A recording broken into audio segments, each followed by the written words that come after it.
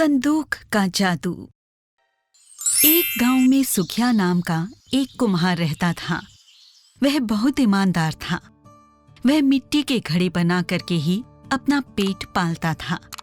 वह अपने घड़ों के लिए रोज अच्छी मिट्टी ढूंढता और फिर उसे खोद करके घर ले आता ताकि उस मिट्टी से वह सुंदर और बहुमूल्य घड़े बना सके। एक दिन रोज की तरह सुखिया घड़ों के लिए मिट्टी खोद रहा था। खोदते खोदते अचानक उसे लगा कि उसकी कुदाल से कोई धातु टकराई है। कुछ सोचकर उसने थोड़ा और खोदा और उसे उसमें एक छोटा सा संदूक मिला। उसने चारों ओर से मिट्टी को खोदकर उसको बाहर निकाल लिया और उसे किनारे पर रखकर काम में लग गया।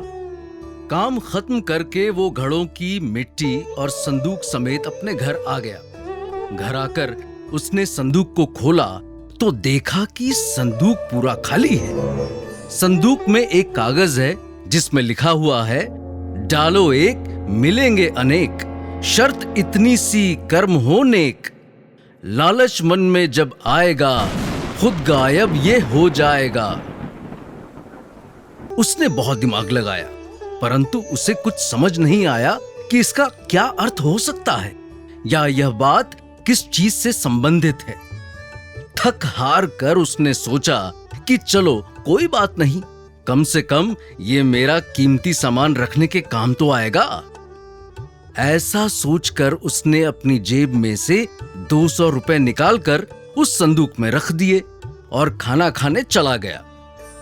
जब वो खाना खाकर आया तब उसने सोचा कि एक बार फिर उस कागज पर जो लिखा है उसे पढ़कर देखता हूं कि आखिर उसका मतलब क्या है। उसने जैसे ही उस संदूक को देखा तो हैरान रह गया। आंखें फटी की फटी रह गई। उसने देखा कि उसके रखे हुए रुपए दुगने हो गए हैं। बस फिर क्या था, डालो एक मिलेंगे अनेक, शर्त इतनी सी कर्म हो नेक, लालच मन में जब आएगा खुद गायब यह हो जाएगा। कागज पर लिखी इस पंक्ति का अर्थ उसे तुरंत ही समझ आ गया। वो ये भी भली भांति समझ गया कि यह संदूक का ही जादू है। हो न हो यह जादुई संदूक है। अब उसे जिस सामान की जितनी जरूरत पड़ती वह संदूक से उसी हिसाब से उसका भाग रख देता और उसे वो चीज पूरी की पूरी तैयार मिल जाती। अब उसकी गरीबी के दिन दूर हो चुके थे। उसे जब भी भूख लगती और जो भी खाना होता उसका एक टुकड़ा संदूक में रख देता तो वो चीज दुगनी हो जाती। कोई भी फल रखता तो उसे उसकी दुगनी मात्रा प्राप्त हो जाती थी। अगर उसे नई कमीज चाहिए होती तो वह अपनी पुरानी कमीज डालता और उसे एक बिल्कुल नई कमीज मिल जाती। अगर उसे 100 रुपए की आवश्यकता होती तो वह 50 का नोट संदूक में रख देता और संदूक उसे दुगने अर्थात 100 रुपए प्रदान कर देता। उसके दिन फिरने लगे। अब उसकी गरीबी के दिन दूर हो चुके थे क्योंकि वह इस जादुई संदूक से अपनी सारी जरूरतों को पूरा करता था। धीरे धीरे सुखिया के मन में लालच ने अपनी जगह बना ली। उसने सोचा, आखिर ये संदूक तो मेरा ही है, तो क्यों ना मैं इसमें रोज रोज 500 रुपए का नोट डालकर हजारों नोट बना लूं। और उसने ठीक वैसा ही किया। इस तरह वह धीरे धीरे अमीर आदमी बनने लगा। उसके छोटे घर की जगह एक आलीशान बंगले ने ले ली। नई चमकती गाड़ी, नया सोफा, नया टीवी, फ्रिज और घर की सभी जरूरी चीजें। उसने सब कुछ ले लिया। गांव वाले आश्चर्यचकित थे कि आखिर इतने थोड़े समय में इसने इतना धन कैसे कमा लिया। लेकिन यह बात सबसे ज्यादा उसके चचेरे भाई मनोहर को खटकने लगी, जो कि इसी गांव में ही रहता था, किंतु वो सुखिया को गरीब होने के कारण बुलाता नहीं था।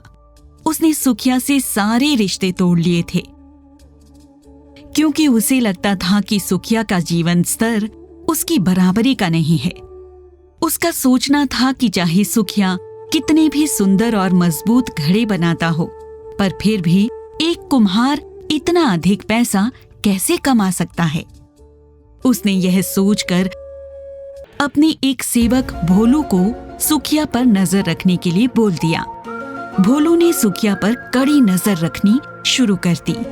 अगले दिन भोलू चोरी चोरी खिड़की के बाहर से सुखिया को देख रहा था कि कैसे कुम्हार ने उस जादुई संदूक में एक सोने की अशर्फी डाली और उसमें से 2 सोने की अशर्फियां निकाली। उसे समझते देर न लगी कि यह कोई जादुई संदूक है और सोचने लगा कि अब तो मेरे मालिक मनोहर अमीर बन जाएंगे और मुझे भी अपार धन देंगे, क्योंकि मैं उन्हें सुखिया के अमीर बनने का राज बताऊंगा। वह तुरंत वहां मनोहर के घर गया और सारी बात मनोहर को बता दी।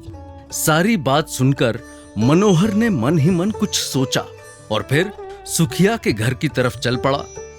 काफी महीनों बाद अपने चचेरे भाई मनोहर को अपने घर की तरफ आते देख सुखिया बहुत खुश हो गया और उसने आगे बढ़कर उसे गले लगा लिया। उसे पता नहीं था कि मनोहर अपने मन में उसके प्रति गुस्सा और द्वेष लेकर आया है। मनोहर ने प्यार जताते हुए उससे पूछा, आखिर मुझे भी तो बताओ कि तुम्हारी अमीरी का क्या राज है?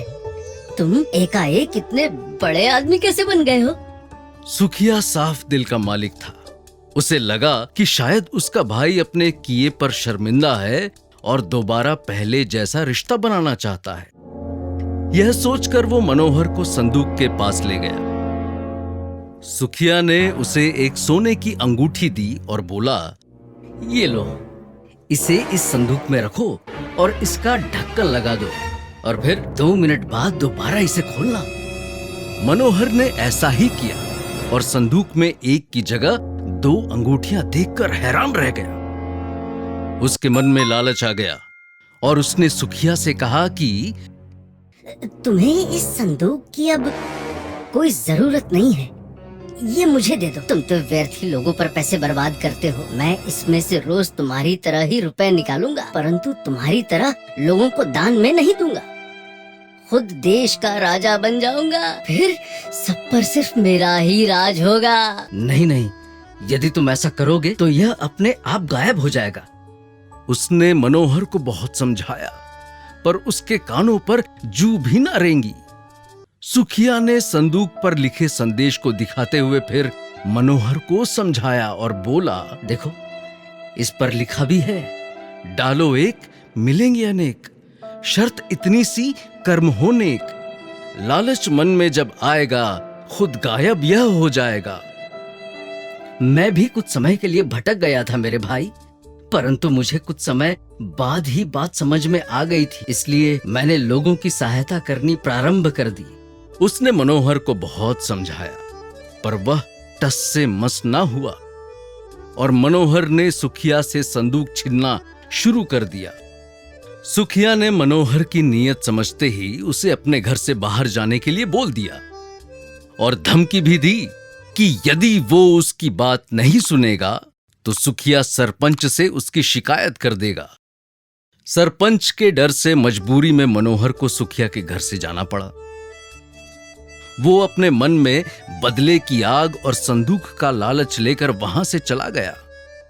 सुखिया को अपने बर्ताव पर बहुत दुख हो रहा था। मनोहर ने अगले ही रात अपने सेवक भोलू को अपने साथ लिया और सुखिया के घर से रातों रात संदूक चोरी करने की योजना बना ली।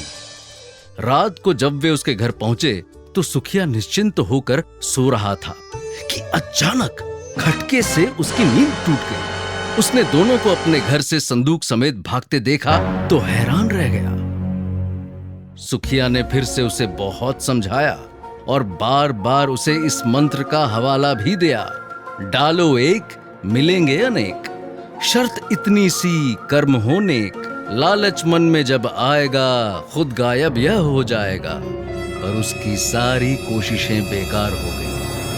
मनोहर ने उसके बात नहीं सुनी और जैसे ही वे दोनों सुखिया के घर से बाहर आए वैसे ही वह संदूक खुद ही वहां से गायब हो गया। अब मनोहर के पास सिवाय पछताए के कुछ शेष नहीं रह गया था। सुखिया को भी इस बात का दुख था कि अब मुसीबत आने पर वो लोगों की कोई सहायता नहीं कर पाएगा। इसी खींचातानी में दिन चढ़ाया था। प्रतिदिन की तरह सुखिया ने अधिक शोक न मनाते हुए अपनी कुदाल उठाई और अच्छी मिट्टी की तलाश में निकल पड़ा। उसका मानना था कि हमें अपना कर्म सदैव करते रहना चाहिए, और अब वह यह भी जान चुका था कि लालच का फल बुरा ही होता है।